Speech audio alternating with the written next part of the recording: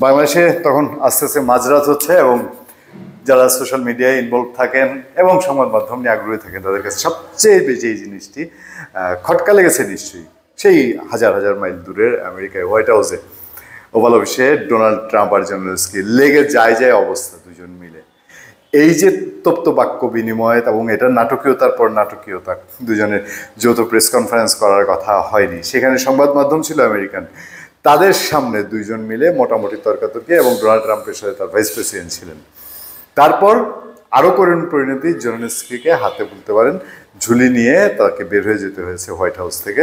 তিনি এখন লন্ডনের পথে, তিনি তখন লন্ডনের পথে এবং তার শেষ ভরসা যুক্তরাজ্যের প্রধানমন্ত্রী স্টারমার শেষ পর্যন্ত তার প্রতি, ইউক্রেনের প্রতি তার সমর্থন জানিয়েছেন। এই ঘটনার পরেও আমেরিকা খেপে টেপে বসে আছে, এটা নিকুজিশন করার একটা চেষ্টা করছে।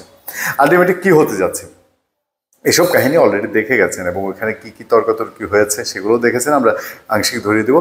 হতে যাচ্ছে হচ্ছে জেলেনস্কির কপালে একটা শনি নেমে এসছে অলরেডি। শনি তো আরও আগেই তিনি ডেকে এসেছিলেন যে অসম শক্তি রাশিয়ার সাথে তিনি ফাইট করে যতটুকুই যা ঠেকিয়েছিলেন, রাশিয়া ডিক্লেয়ার করেছিল যে ইউক্রেন দখল করে নেবে, ইউক্রেনের প্রতিটা জায়গা কিয়েভ দখল করে নেবে, কিন্তু দীর্ঘ সময়েও ইউক্রেনের রাজধানী দখল করতে পারেনি রাশিয়া এবং দুই পক্ষেরই সাংঘাতিক ক্ষয়ক্ষতি হয়েছে, প্রচুর সৈন্য মারা গেছে।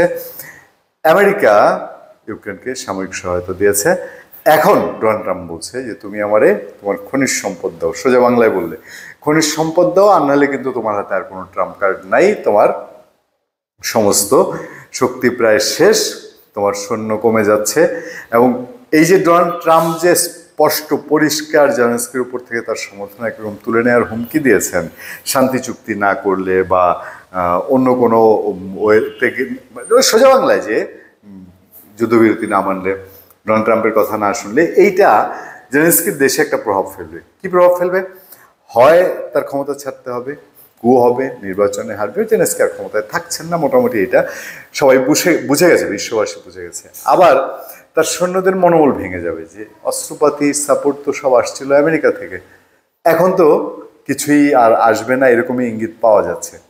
যাই হোক, ডোনাল্ড ট্রাম্পকে এই যুদ্ধ বন্ধ করতে হবে, কিন্তু যুদ্ধ তো আর এমনি এমনি উনি বন্ধ করবেন না। আমেরিকা দেখেন সারা ওয়ার্ল্ডে কত রাষ্ট্রনায়ককে হত্যা করেছে, কত দেশ দখল করেছে, কোনো আইন কানুন তার ক্ষেত্রে প্রযোজ্য না, কিন্তু অন্য দেশের আবার সে বিশাল ত্রাতা হিসাবে নিজেকে প্রতিষ্ঠা করতে চায়। জেলেনস্কিকে নিয়ে আমরা শুরুর দিকে যেসব কন্টেন্ট করেছি, আমরা বলেছি যে এ লোক খুব মুসলিম বিদ্বেষী একটা মানুষ এবং সে বলতে পারেন যে সে অনেকটাই ইসরায়েলের প্রতি তার একটা সমবেদনা আছে। সে এই জায়গাটায় তার দীর্ঘদিনের একটা দুর্বলতা কাজ করে এবং মুসলিম বিদ্বেষ কেন্দ্রিক তার অনেক বক্তব্য আছে সারা পৃথিবীতে, সেগুলো ছড়িয়েছিল, যুদ্ধের আগেও ছড়িয়েছিল, বিভিন্ন বিষয়ে তিনি ইন্টারফেয়ার করেছেন। সেই জেলেনস্কির মুসলিম বিশ্বে তার গ্রহণযোগ্যতা তেমন একটা নাই বললেই চলে এবং বলতে পারেন যে অনেকের ঘৃণাও করেন তাকে। কিন্তু রাশিয়া যখন আক্রমণ করলো, রাশিয়া আক্রমণ করার পরে যখন অমানবিক ঘটনা ইউক্রেনে ঘটতে থাকলো, তখন সাধারণভাবেই মানুষের মনে একটা সিম্পেথি তৈরি হয়, জেলেনস্কির দিকেও সিম্পেথি তৈরি হয়েছিল, তিনি ফাইট করছেন। একটা জায়গায় জেলেনস্কি একটু ক্রেডিট না দিলেই চলে, ডোনাল্ড ট্রাম্প আর হচ্ছে তার ভাইস প্রেসিডেন্ট মিলে যখন তাকে ঘিরে ধরলেন, মোটামুটি ট্রাম্প তো একটু মুডিই ছিলেন, সাংঘাতিক এবং অ্যাগ্রেসিভ ছিলেন, যেটা পৃথিবীতে দেখা যায় না। একটা প্রেসিডেন্টকে প্রেসিডেন্ট বলে তারা মনে করছেন, এরকম মনে হয়নি যারা ভিডিওটা দেখেছেন।